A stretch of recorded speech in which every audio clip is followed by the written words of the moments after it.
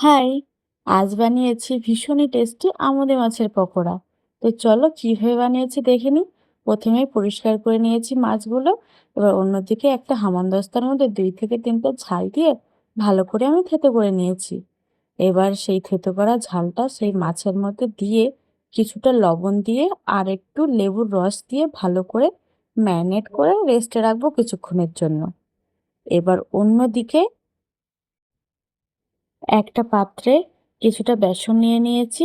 এবার সেটার মধ্যে ২ চামচ কর্নফ্লাওয়ার দিয়ে ভালোভাবে মিশিয়ে নেব। মেশানো হয়ে গেলে সেটার মধ্যে আস্তে আস্তে অল্প অল্প করে জল দিতে হবে আর মেশাতে হবে।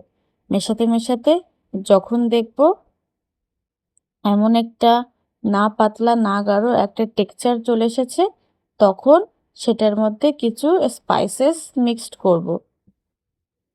ঝালের গুঁড়ো, জিরের গুঁড়ো, হলুদের গুঁড়ো, লবণ আর ধনের গুঁড়ো একসাথে দিয়ে ভালোভাবে আবারও মিশিয়ে নেব।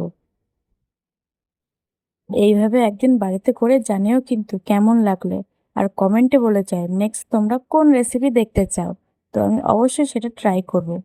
এবার আমাদের এদিকে ব্যাটার তৈরি করা হয়ে গেছে, একটু গাঢ় হয়ে গেছে তাই সামান্য জল দিয়ে আবারও আমি ভালো করে মিশিয়ে নিলাম।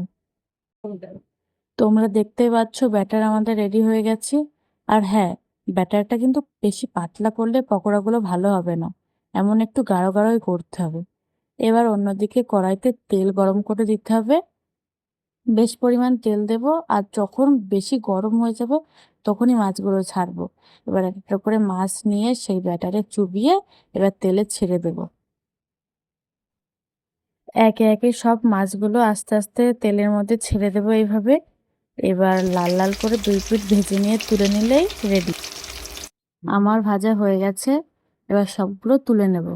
এইভাবে সবগুলো ভেজে নিয়ে পরিবেশন করলেই রেডি টেস্টি আমুদে মাছের পকোড়া। তোমাদের কেমন লাগলো কমেন্টে জানিও। Thank you for watching.